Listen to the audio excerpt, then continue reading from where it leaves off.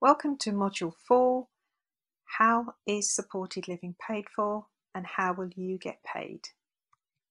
In this module we will cover funding by social services and health, how to set up your support provision, tenancy agreements, tenancy licence, and we will use the example of Essex County Council.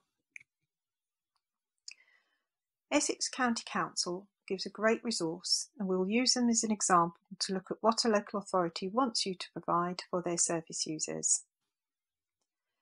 They have the care provider information hub called Living Well Essex, and as always we have included the links for you. They give an example, and the example is occupants who live in a sharing house where bedrooms are separate with big bathrooms with wheelchair access or a wet room. All other parts are sharing with other tenants. Health funding and social services only cover the assistance, support and care required. The welfare benefit system pays up daily living costs and occupancy. The Independent Living Fund and People Supporting Grant may provide additional support. From the examples that they give, they look at key features. Occupancy has no connection to assistance and support. The tenant does not have to leave their residence if the assistance provider changes. Housing benefits will cover up all of the rent.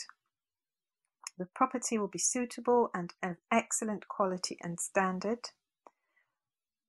There will be the use of flexi or core model assistance, which is given in a person-centred way. The property is sustainable and there are best values of rates on an hourly basis. With regard to rent, it's essential that your business model is transparent and property rental income fully covers the cost of the landlord's property. An essential factor is that individual tenants' rents must be fully met by housing benefit or with agreed top-ups to the rent. You will need to make sure that this is in place and discussed thoroughly as part of your setting up arrangements, because some local authorities will not provide top-ups for service users.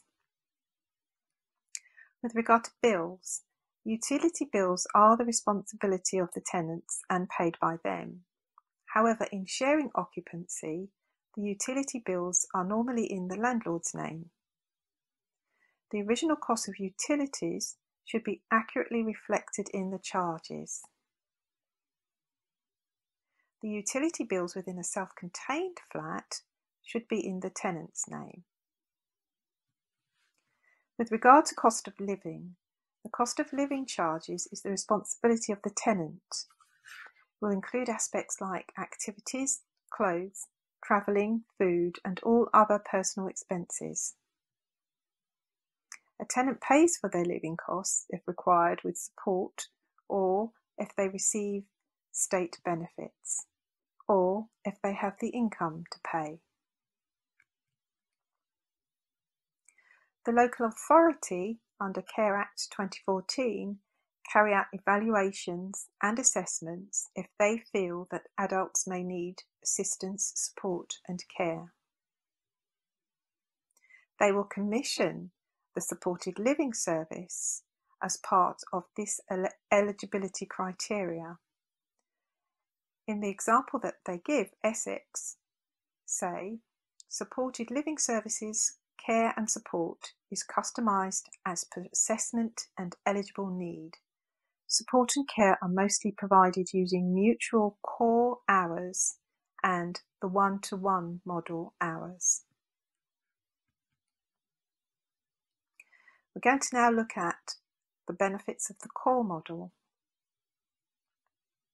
A supported scheme for living with two or more than two tenants can have support sharing elements. It's a great way to fulfil the tenants' needs who are living there. Daytime core is an effective way of providing service. The core is formed by estimating a minimum staff necessary and required to provide the service across the tenant group within the supported living scheme. So that means that only a single member of staff will be needed for CORE at any one time. They will be available the entire week, 7 days, from 7 a.m. to 10 p.m. Night support may be available the entire week, either awake or sleeping support, 7 days from 10 p.m. to 7 a.m. Where appropriate, adults are supported in managing risk by themselves, and CORE can be used with assistive technology to provide support. The benefits of the CORE model continued. When required and across the period, all tenants receive support with flexible access to meet the need when arising with flexibility and responsiveness. It helps in managing anxiety when they occur and can avert behavioural escalation. Support can be used with the assistance of technology, and that can include alarms, responder approaches, sensors, etc. Eligibility shall be evaluated, and the social worker should make an assessment following the hours commissioned to meet the identified outcomes. The choice should be given to the service user on who provides their one-to-one individual support. It could be through the CORE provider or service provider through a direct payment or a managed service. Your business can deliver a CORE as a provider across the supported scheme as long as there's no tie-in with the tenancy and the landlord. The CORE cannot be met on a one-to-one basis. It needs to be shared. Again, when we're looking at tenancy agreements, we suggest you refer to the real tenancy test, to contact a solicitor to agree on a model tenancy agreement, and in supported living, this includes services which are to do with bricks and mortar, house management, maintenance, repairs, and communal areas such as gardens, furniture, and utilities. Another very good example is the Down Syndrome Association, and we went to their website, and again we've given you the links and suggest you go and look at it with regard to tenancies and licenses. This is a very precise requirement, and you do need to get legal advice. This gives you an overview. The Down Syndrome Association provide some important information about tenancies and licenses. They talk about the contractual basis of a license and tenancy, something that offers both responsible people rights, i.e. the tenant and the landlord and the rent payment, granting of the tenancy, issues to do with the land, and also other issues which you need to be familiar with. A tenancy will typically be presented on a guaranteed or on an assured short-hold basis. Seek legal advice, ensure that things are very clear when social services or the health authority is commissioning you. Refer to the Down Syndrome Association, where they really do give you guidance on tenancies and licenses to occupy. An overview of assured tenancies are: assured tenancies are not precisely limited by time and can only be taken to an end under certain grounds described in the Housing Act. Assured tenancies are often offered to not-for-profit organisations by the specialist landlord and housing association registered providers. Assured short-hold is another category of the tenancy agreement that lasts from 6 to 12 months and can be of any period.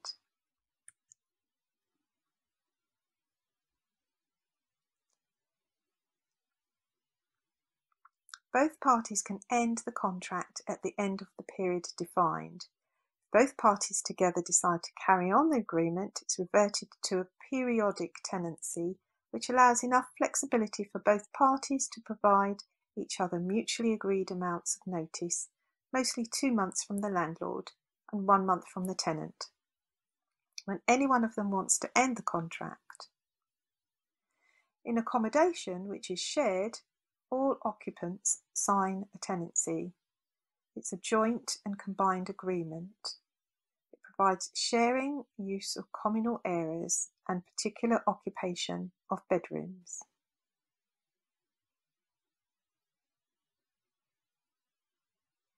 The most appropriate option in combined joint agreement is that all tenants are liable and joint. If one tenant goes against the agreement terms, the remaining tenants will be subject to any decision taken by the landlord, as he or she wishes. When one of the tenants decides to leave, the entire agreement ends.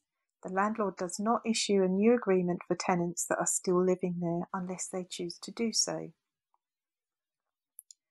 Licenses are offered to occupy by the landlords. This then goes into the issue to do with land rights. Land rights are not granted in the same way, and they aren't the same as a tenancy. So, by the desire of the landlord, should they choose to end the licence, they can do so at any time.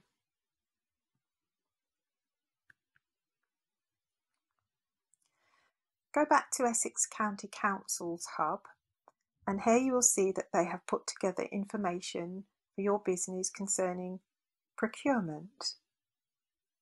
Essex County Council wants to work with providers to develop new services of good quality, the best value, and sustainable. They propose to introduce a framework into the supported living market to operate for 4 years and allowing new entrants at regular intervals. This is good for you setting up your supported living business, and you do need to find other county councils which are doing the same thing. The framework will require providers to submit an hourly rate which includes both personal care and shared care, core services within the defined bandings for standard and complex needs, and these will apply for all new placements. All providers will have to meet minimum quality standards outlined to be accepted onto the framework. Providers will be required to bring forward schemes to which they have access and at which Essex County Council can place adults and also other people who they deem will meet their framework. Where schemes have been reviewed and the level of care service has been approved, it's proposed to move the payment of core services through the framework to a single invoice approach. Schemes that have yet to be reviewed will continue to be paid under the current approach, they say. Essex County Council is contracting with care providers only, and the care provider would be responsible for the formation of commercial relationships with landlords to enable placements to be made at schemes. This is a good thing for your business. It means that you will now need to contact people who are providers of housing, and you can make those relationships, and also you can provide your information with that information about the housing to Essex when you enter their framework. At the point of placement, a ranked list of approved providers will be generated for the adult according to the individual needs and support requirements. Providers that can meet the adult's needs in each district will be ranked on quality and cost criteria. A matching tool will be utilised by Essex that will seek to match the adult to available vacancies based on key criteria. Once suitable vacancies have been identified, the adult will be presented with the top 3 vacancies first and offered the chance to visit their schemes should they wish to do so.